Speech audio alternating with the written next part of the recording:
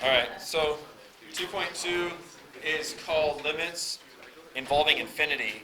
Okay, so limits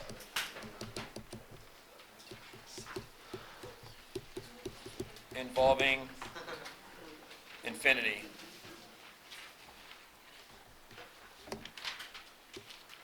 Okay, and I've been posting these lectures on YouTube.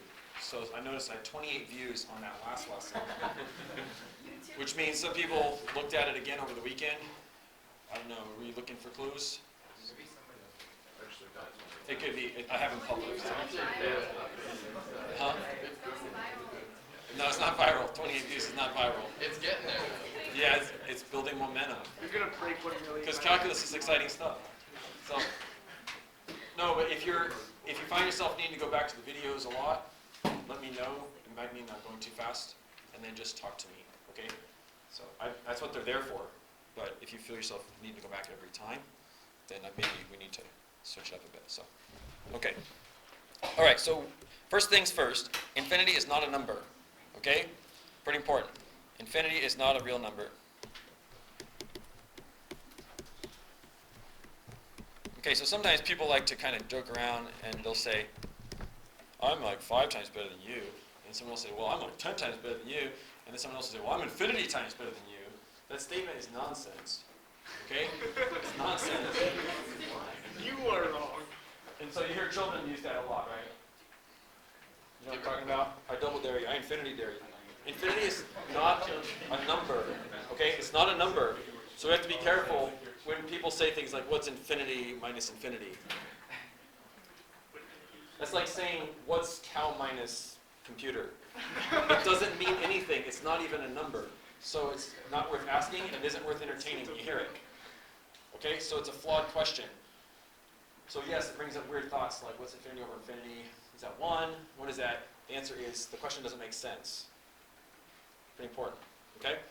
Occasionally I will write infinity over infinity equals 1, but it won't be something you're supposed to copy down. It's just something you're supposed to think. Because sometimes we do think of infinity over infinity as 1, but we don't ever write it. It's not really a number, okay? So if you're thinking something, infinity over infinity, and you want to call it 1, yeah, maybe in that problem you can think of it that way, but we don't write it. It's not technically a statement, a math statement, true math statement. Do you have a comment or question on infinity? Sorry. Okay. It's fun to talk about, but you can't throw it around like a number. What's 2 times infinity? You know, what's infinity over 20? Okay, so we don't really talk that way. Okay, so the limit as x approaches infinity means the y value the function is approaching as x increases without bound. So it's the y value that the function is approaching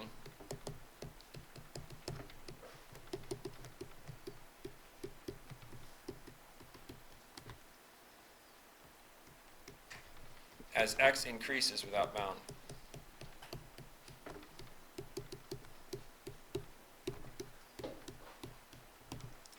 Okay? That's what it means. Okay? And then we also have what's called negative infinity.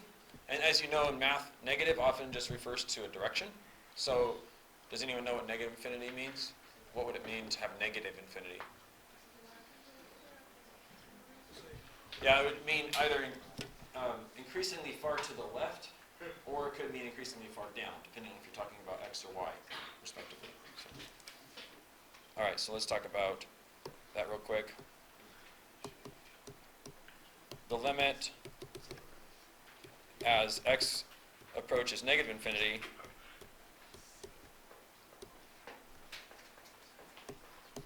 means, you could probably finish the sentence on your own.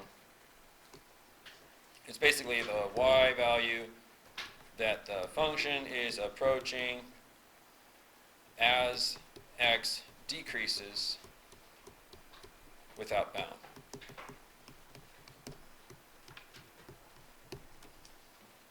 Okay? All right, let's just take a look at a quick example. So let's say that you had a graph. look like this. This is a pretty famous function, actually. And it's the function f of x equals 1 over x. Okay, so this is our first function. F of x equals 1 over x. You should probably know what this graph looks like. It's the rational parent function from section 2.4 of your pre-calc book. So it looks like that in quadrant 1, and there's a similar branch in quadrant 3. Something like that. Grant. Okay, I call them branches because actually this is a hyperbola. I don't know if you know that, but you remember how hyperbolas have two branches, one going left and one going right? Or one going up, one going down? Well, this is a rotated hyperbola. So it's actually two branches, and y equals x is one of their lines of symmetry. Y equals x. So it's actually just a hyperbola. But you need to know this graph because it's so important in the rational functions. It's our parent graph. It's what everything's based on. Okay, so let's just talk about some of the interesting features, right? Especially this area right in here as you're going to the right. Okay, so what's going on as x gets bigger and bigger and bigger? Right, so this is your x-axis. As you go increasingly far to the right, what's happening to the y value of the function? It's diminishing, right? Okay, so it's actually getting closer and closer to the x-axis. You guys agree with that? Right? Hard to argue with that. So how would you write that mathematically? What you would say is the limit as x increases without bound, right, for this function is 0. So what does it mean? It means that the trend of this graph, as you go further and further to the right, is to approach y equals 0. All right? And if you look out on the left side, this is the world of what we call x approaching negative infinity, way out here on the left. We can see that the graph does the same thing. Now it's coming from underneath the x-axis, but it's rising towards 0 as you go to the left. Okay, so in pre-calc, what we would say is the line y equals 0 is a horizontal asymptote.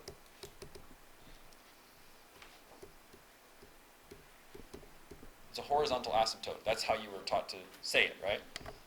And we still use that jargon. Okay? So what is the formal definition of an asymptote, horizontal asymptote? It has to do with infinite limit. Okay, so if you want to say y equals 0 is a horizontal asymptote, which it is, you can draw it in here. If you want to say that, then if you're ever asked to justify that or prove that or state why that's true, you would write this exact thing I wrote here. I'm circling it in green. Okay, you write this, and that is convincing that the line y equals 0 is a horizontal asymptote. Okay, and actually, you only need to write one of them. Okay? We'll see in a minute that you don't have to go all the way out to the right and all the way out to the left to show that there's an asymptote. You just need to go one direction. If either of these comes out to 0, either this limit or this limit, then y equals 0 is a horizontal asymptote. Okay. So true or false, a graph can have more than one horizontal asymptote.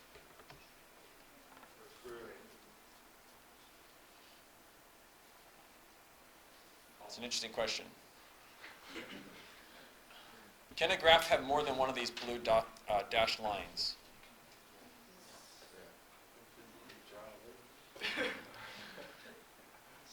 Okay, see if you can draw a graph on your paper, and it has to be a function, okay? It has to be a function, which means it passes the vertical line test. So it has to be a function, and it has to have, let's say, 2 horizontal asymptotes. Can you create one? Oh, just sketch one. A logistic function. Just go ahead and sketch it on your paper there. Yeah, try and see if you can draw one with 2 horizontal asymptotes. Is that your question? No, my question is like, does that one have 2, but it's not 4? No, this one is 1. That's vertical. Yeah, there's a vertical asymptote, and we're not talking about right this minute. I'm talking about 2 horizontal asymptotes. So just like that blue line, try to draw a function that has 2 of them. It's 2 different ones. Yeah, 2 horizontal asymptotes. Okay, so is it possible? It turns out it is possible. So let's take a look at our next example. This can be example 1. Let's take a look at example 2. The function f of x is equal to x over the square root of x squared plus 1. Okay, so this is a really interesting function. Okay, let me show you why it's interesting. If x is very, very, very, very large, okay, we get something very close to 1. Let me try and convince you. Let's say x was 100, right? The top would be 100, and the bottom would be the square root of 101. I'm sorry, square root of 10,001. Okay, so the top would be 100, the bottom would be the square root of 10,001. The square root of 10,001 is really close to 100. So what we're getting if we plug in x equals 100 is basically 100 over 100, pretty much. If you plug in 1,000, you're going to get 1,000 on top, and on the bottom, the square root of 1,000,001. Well, the square root of 1,000,001 is very, very close to 1,000. In other words, for large values of x's, x and square root of x squared plus 1 are almost the same thing. Okay? I'll just write what I said, but don't write this, because I don't want you thinking that this is all about numbers, okay? I just wanted to kind of convince you, if x is really large, like 100, this is very close to 1. And if x is 1,000,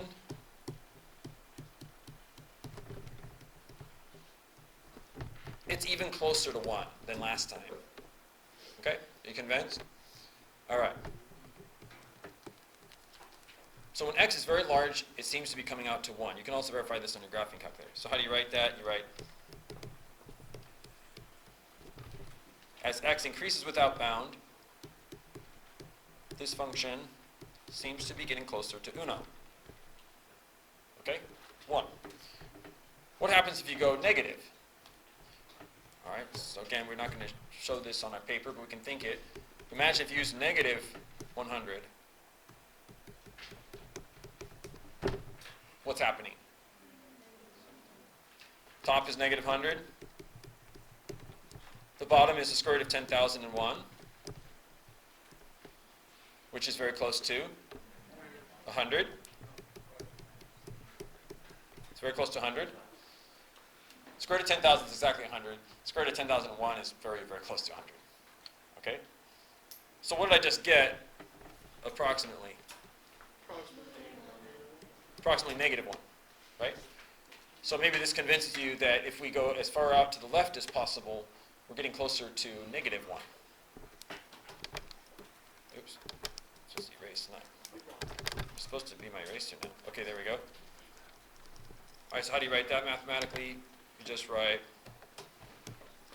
limit as x goes to negative infinity of x over the square root of x squared plus 1 is negative 1. See? So what just happened? Right, we just showed that there are two horizontal asymptotes. Okay? So this means there's a horizontal asymptote at y equals 1.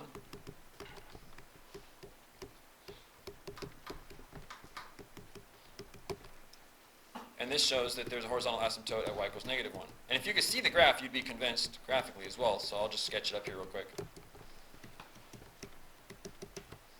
So this function actually looks like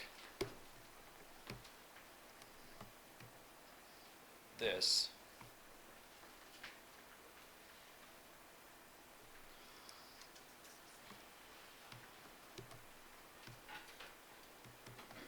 And as you go further out to the right, it's rising towards uno, and if you're going further out to the left, it's falling down towards negative uno, which is Spanish for negative 1. Okay? Any questions? So a few years ago, the College Board put a question on an AP test, and the problem was a problem like this, and it had two horizontal asymptotes, and it was a multiple choice question, and it was non-calculator, I think. So people weren't able to graph it and see it. And it asked basically, which of the following is a horizontal asymptote of this function? And they offered 1, and they offered negative 1. Okay? And then one of the answer choices was both A and B, you know what I mean? Where you could choose like both A and B as your answer. And that's what you should have picked. And so many people across the nation got it wrong that they question. Statistically, it was an outlier. So they tossed it, and I'm not sure they should have tossed it. That's just test politics, but we need to know that we can have two horizontal asymptotes. Yeah. Okay, it's really important we understand that. So from here on out, we're just going to assume they're going to put that test question right back on the AP test. So how do you know what the asymptotes are?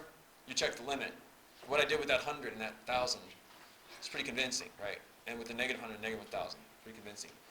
So you could have come up with these two without a calculator if you had known what to check. Okay, plug in big, plug in negative, extreme numbers. See what's going on. All right, let's go on. So what exactly is a horizontal asymptote? If you had to define it, it'd be something like this. The line y equals b, so in our case it was 1, and negative 1, is a horizontal asymptote, which this year I'll abbreviate as HA.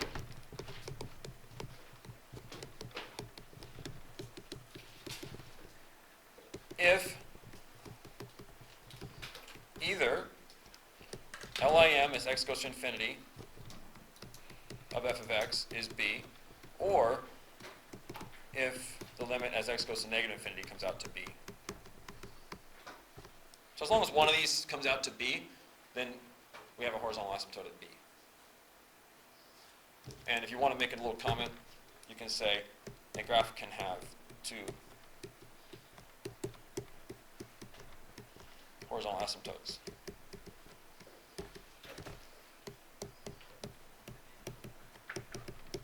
Okay, there are other things to say about asymptotes. I just want to say this right now. A graph can, yes, it can cross a horizontal asymptote. Okay? So some people sort of stumble across that in their pre-calc. They're like graphing on the calculator like, oh my gosh, the graph just crossed the horizontal asymptote. That is perfectly okay. All right? That's perfectly okay. They just don't cross vertical asymptotes unless they're piecewise functions or something weird. Let's go on to the properties of limits. So we actually already talked about these 8 rules last week. And I don't know if you guys have your notes there from 2.1 day 2. Do you guys have that? Can you pull that out real quick?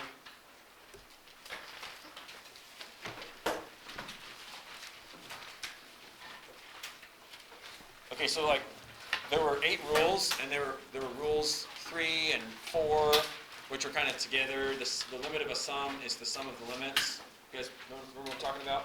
Oh, yeah. The limit of the difference limits. That stuff all applies here, where x is going to infinity. So do I need to rewrite the 8 rules for you, or? Okay, imagine if you went through all those 8 rules, and for every little c, you change it to an infinity or a negative infinity, all the rules hold true.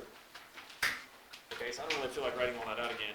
I'll just make a comment that our properties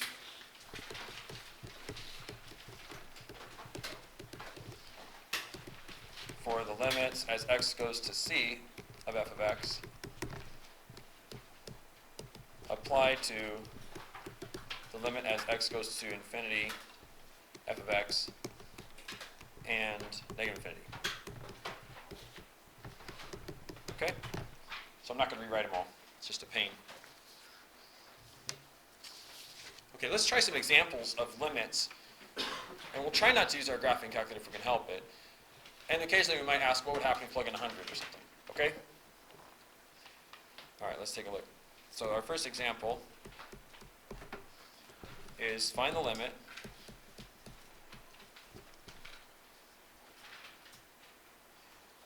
and our function is 3 over x minus 1 and 2x cubed plus 6x minus 1 all over x cubed.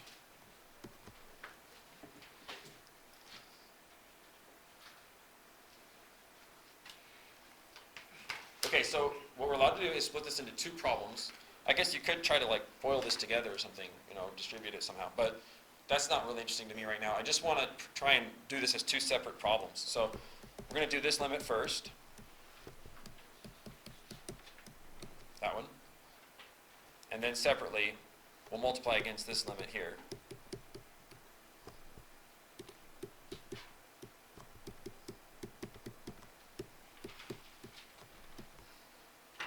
Okay, so remember, finding a horizontal asymptote and limit as x goes to infinity are more or less the same question. So if you've learned in pre-calc how to find a horizontal asymptote, you can finish this problem that way. So I believe your teacher, even Ms. Chen, or last year with pre-calc honors, Mr. Lynch, you probably learned already that all you need to do on a function that's bottom heavy, where the bottom has more power than the top, is you can just treat the horizontal asymptote as 0. So this part right here, we'll just go to 0 when x is big, because it has more x's on the bottom. And then over here, these have the same power. There's a 2x cubed on top and a 1x cubed on the bottom. So since it's the same degree on top and bottom, you can just do 2 over 1. Just look at the coefficients, 2 over 1 for your other answer. Okay, so you can do that. This just comes out to basically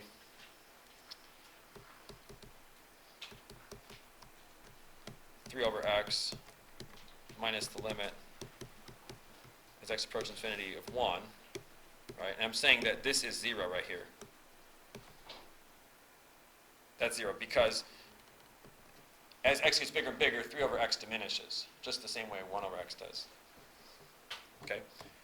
I will show one more step in here, just to be formal. You can pop a 3 out.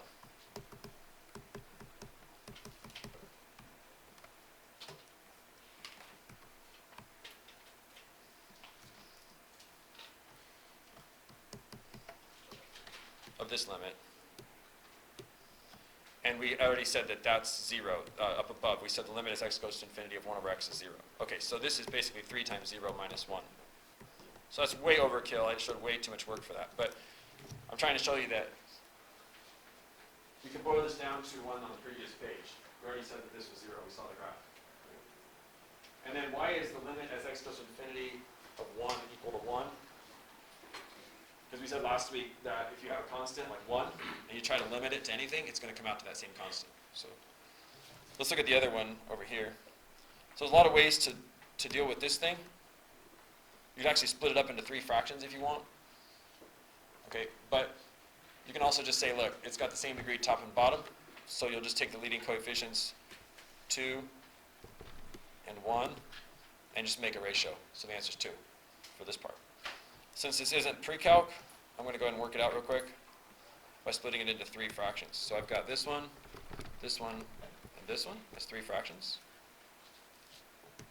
So I'm going to get limit as x goes to infinity. The first one's just going to be 2.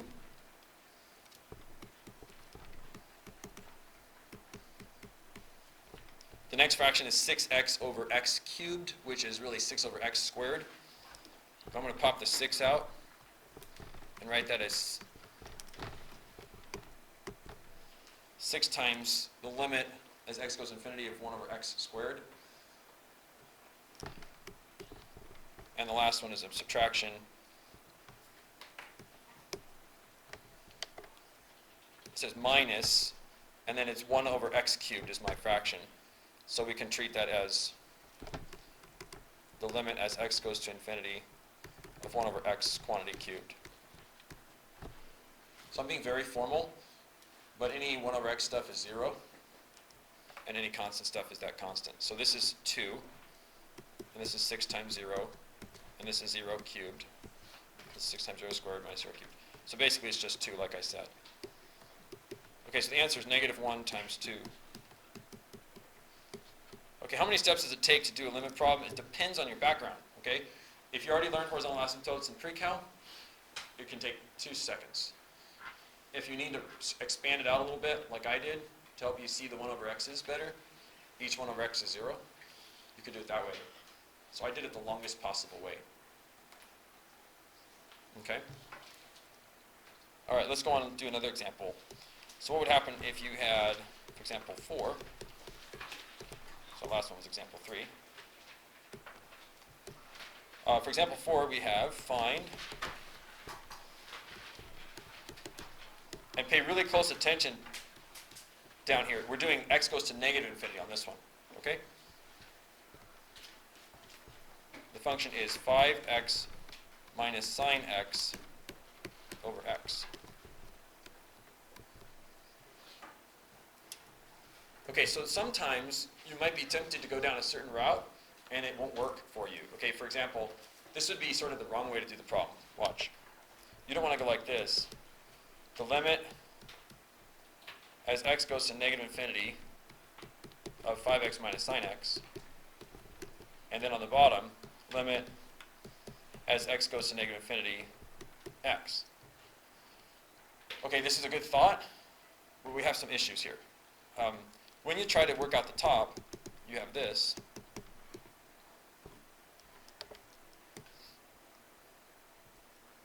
This is a false start. I'll show you why. You have this limit, and you have this limit.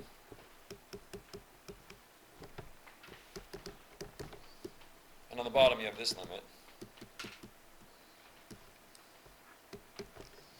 And each of these is different. I mean, you've got what happens to 5x when x gets smaller and smaller and goes to like negative 1 million, negative 1 billion. Well, what's going to happen to 5x? If x goes extremely negative, 5x will also go extremely negative, right? So this is going to go to negative infinity, this right here. So this will come out to like negative infinity. What does sine x look like? Do you guys remember what the graph looks like? It's a wave, right? So what y value does it approach as you go out to the left? We can look at it, but here's the graph of 5x. Right, if you're going out here to negative infinity on the x, 5x is clearly racing down to negative infinity. So this comes out to negative infinity, we said. Sine x would look like this. And the question, remember, is what y value are we approaching as we go out further and further to the left? Well, sine is very indecisive, right? Sine just goes up and down and up and down and up and down. Negative 1 to positive 1, negative 1 to positive 1. Occasionally it passes through the origin, right? I mean, 0. But that's not really a function choosing a y value as you go further left, right? It's not diminishing toward the x-axis. It's not actually choosing a y value. So this doesn't even exist. There is no limit. If you have a T89 and you try to type limit of sine x as x goes to infinity or negative infinity, it'll say no limit or undefined or something. How many have a T89? Okay, it won't be able to do this limit, all right? And then the bottom, well, the bottom is just the y equals x graph, which looks like this, right? And if you're going further and further to the left, it's just dropping to negative infinity. So what's our answer? Negative infinity minus doesn't exist over negative infinity? It's nonsense. So what happened? Well, remember what I said about this quotient rule. If you want to split a problem into a quotient, you need to get a meaningful answer in the end. Otherwise, it was the wrong thing to do, to split it. So very rarely in math are you given rules that only work, or that are only supposed to be used when they work. But unfortunately with limits, you can only use this quotient rule if it works, and it didn't. So back to the drawing board. Okay, so maybe there's just another way to split this thing up. You know what I mean? Let's look at it a little bit differently. So let's take this problem from this perspective. Why not look at it as two fractions? So we have this fraction, 5x over x, and this fraction, sine x over x. See? That's a totally different perspective. All right, so let's go and break this into two fractions that are subtracted. So we have 5x over x minus sine x over x. This might be more meaningful. Okay, the first one obviously reduces to 5, right?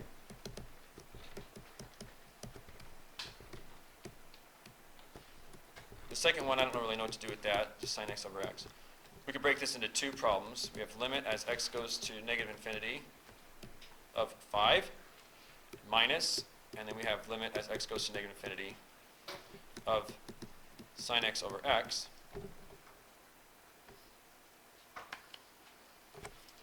Okay, for this first one, we know the answer is what? 5, right, because that's just a constant. It's a constant. Okay, so this one just comes out to 5. Doesn't matter what you're limiting to. Negative infinity, pi, whatever. It's going to come out to 5. What about this other one?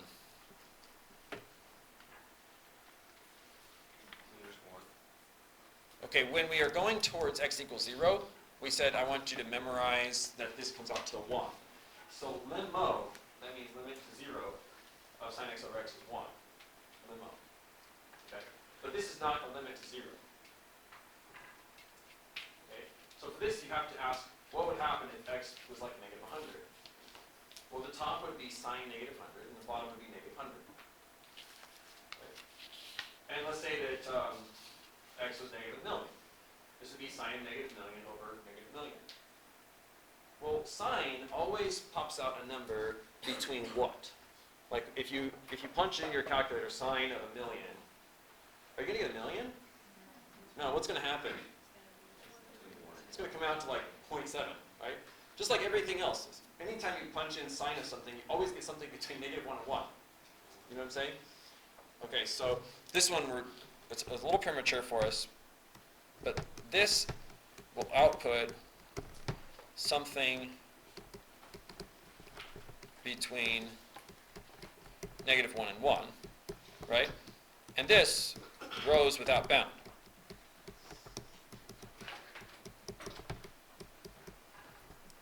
In the negative. So what I'm saying is the top isn't going to change much. It's just going to go negative 0.1, 0.7, 0.992, 1, 0, negative 4, negative 0.4. You know what I'm saying? The top's not going to be very interesting. The bottom is just going to keep getting bigger and bigger and bigger and bigger, and that thing's going to go to 0. Okay? So the answer to this problem is 5.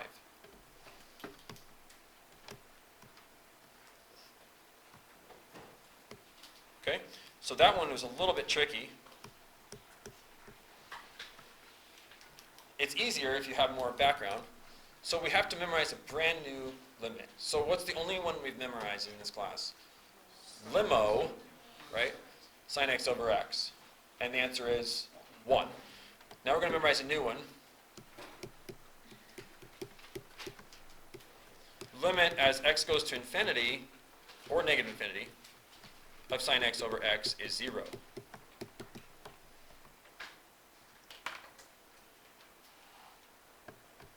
Okay, so let's just go ahead and add that to our list of facts to memorize.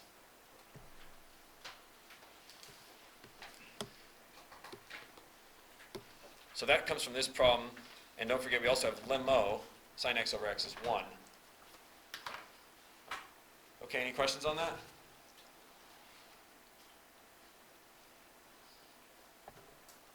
Sometimes you just have to memorize stuff. So, yeah. Sine x over x is 1. Limo. That means when x is going to 0 here, when this says 0, Okay, gotcha. or 0 with a little plus, or 0 with a minus, that comes out to uno. But limit as x goes to infinity, or negative infinity of sine x over x is 0. Okay? So some things we commit to memory just to keep us moving forward. And later on, it'll all make perfect sense if you don't see it yet. Okay? All right. Let's do another example. This would be example 5. It's pretty important to see examples. I'm trying to show what not to do also. Okay, what about this one? Now this one's just positive infinity. And we have x sine x plus 2 sine x over 2x squared. Pretty ugly. But I think our approach last time was pretty effective. So remember what we did? We circled these two things and made two fractions out of it. So we took that and that separately. That was a really good idea. So let's try that. Okay, so we have limit as x goes to infinity, and we have x sine x over 2x squared. And for our second one, limit as x goes to infinity, 2 sine x over 2x squared. Okay, so obviously we should reduce these before we even proceed. So let's see, the first one, how does that one reduce? One of the x's cancels, right? Okay, so we're going to get, oh, by the way, some of you stopped writing your limit symbol halfway through the problem. I'm kind of supposed to keep writing it. But this is sine x over 2x. And how does this second one reduce? looks like only the 2 cancels out, right? Okay, so we just have sine x over x squared.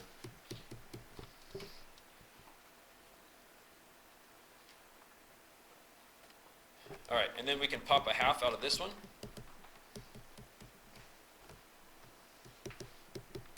Why did I do that? Well, because I had just asked you to memorize sine x over x, and here it is. So pulling the half out allows me to see it very clearly. There's one we just memorized.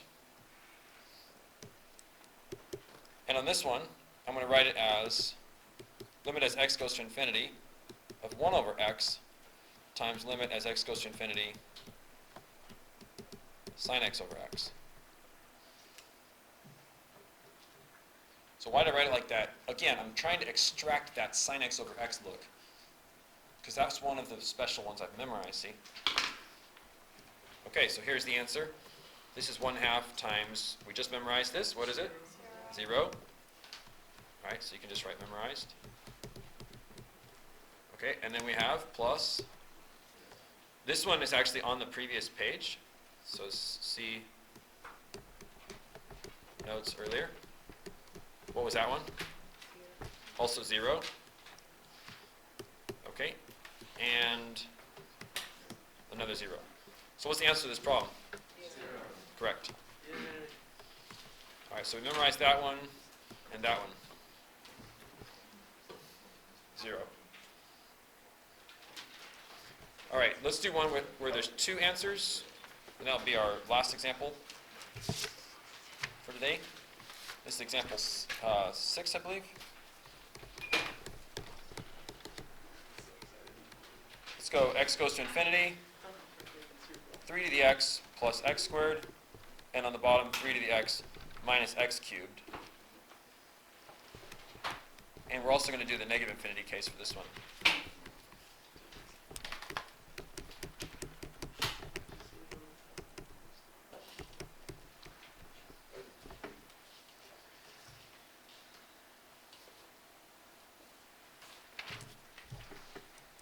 Okay, so what you can't do is you can't plug in infinity. You know what I mean? It's not a number, so you don't really have that option. Let's plug in infinity. What's 3 to the infinity plus infinity squared over 3 to the infinity minus infinity cubed? That's total nonsense. Okay? What you can do is ask yourself, which function in the numerator here and which function in the denominator here is the most increasing function, the fastest growing function.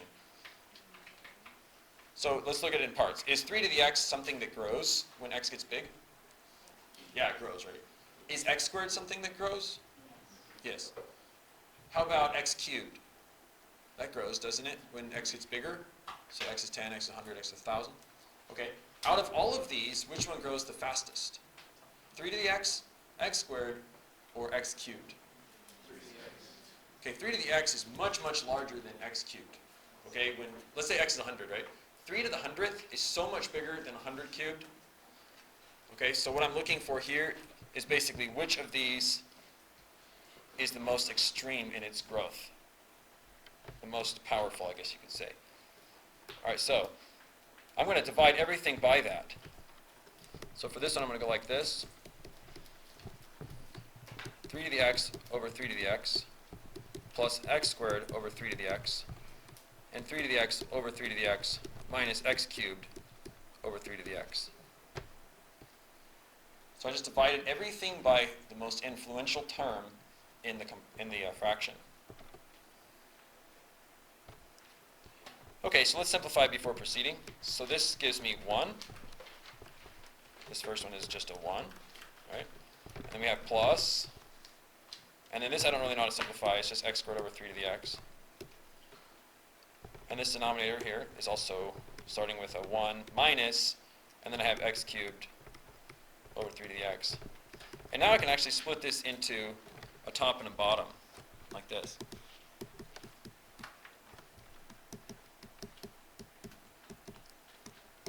So I have that.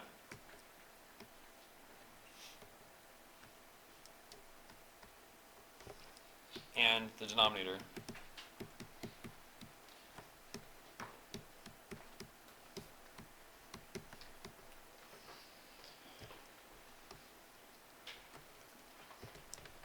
Okay. So what happens when you take a fast-growing function and put it underneath a function that grows a little slower? So x squared, we know that's a growing function, but 3 to the x grows way faster. So what happens if you put in like 10, you get 100 over 3 to the 10. Put in 100, you get basically 10,000 over 3 to the 100. Put in a million, you're going to get 10 to the 12th over 3 to the millionth. So this right here is going to vanish, this little fraction here. And same with this one. 3 to the x just outgrows everything, forcing those to 0.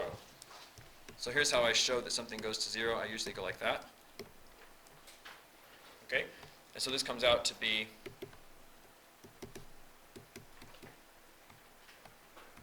one and 1. So the answer just comes out to 1 over 1, which is 1.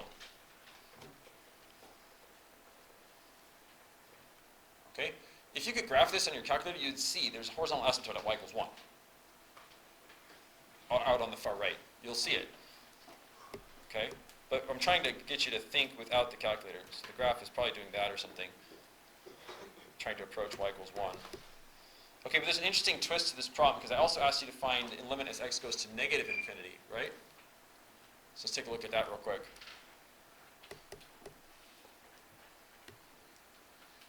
And then the bell's probably going to ring. What about the limit as x goes to negative infinity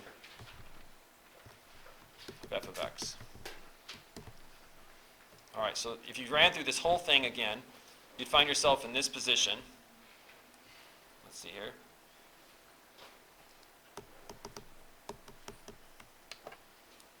You'd ask yourself, which function grows the fastest? So we have 3 to the x plus x squared, and then on the bottom, 3 to the x minus x cubed. And we are going to negative infinity now. Okay, so this is a mistake. I meant to write negative infinity. We already did the limit as x goes to infinity, right? So we're doing part B of this problem. So which function grows the fastest? Which grows faster, or fastest? Is it 3 to the x, x squared, or x cubed? Now this is as x goes negative without bound. Okay? As x goes to negative infinity. It's a very important question. So, ask yourself, what does 3 to the x look like? Way, way, way out on the left side. Okay. What does 3 to the x look like if you're way, way, way out on this side? 0. I don't think 3 to the x is our fastest growing function anymore. Not him. What about x squared and x cubed? X squared looks like this. If you're going out to the left, x squared is growing without bound, right? X cubed, if you're going out to the left, x cubed looks like that, right? That's the origin. If you're going out to the left, x cubed is growing toward negative infinity, and it does so faster than x squared. So actually what we have here is for a winner, this time we have x cubed as our winner. Yes? So when x is approaching negative infinity, you're looking for the term that grows towards negative infinity the fastest? Just the one that grows the fastest, Oh. towards positive infinity or negative. Which one increases its distance from the x-axis the most? Got it. So out of these three, the one that's really escaping the x-axis the fastest is that one. Okay, so I'm going to divide everything in here by x cubed.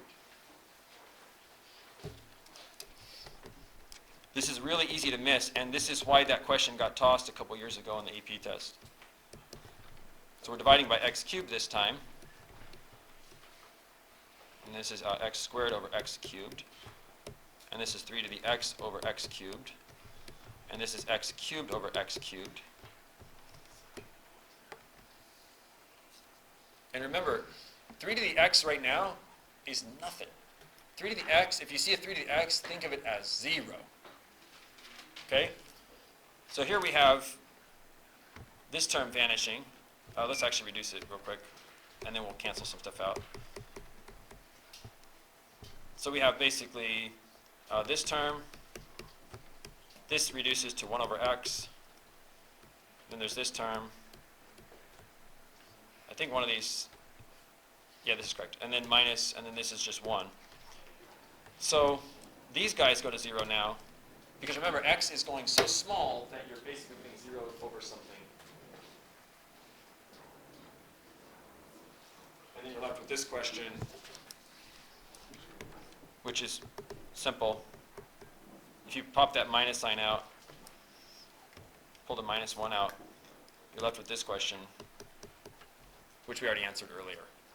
So what was the limit as x goes to infinity of 1 over x? 0.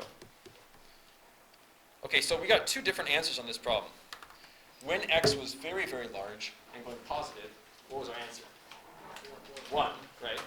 And when x was extremely negative, what was our answer? 0. So our conclusion would be 1 and 0. And you could say this graph has two horizontal asymptotes. Is what's going on.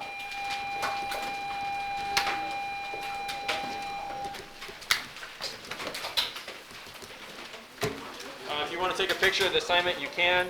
Otherwise, I was going to just post it on Edmodo, but it's right here. And this one's due Wednesday.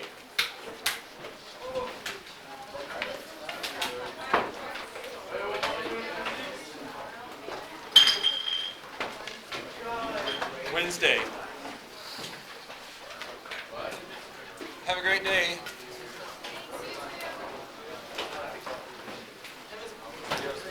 Bye.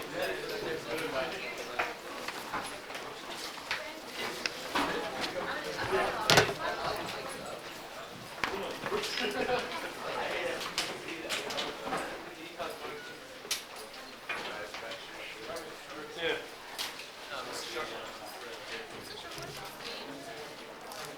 What does what mean? Yeah. Okay.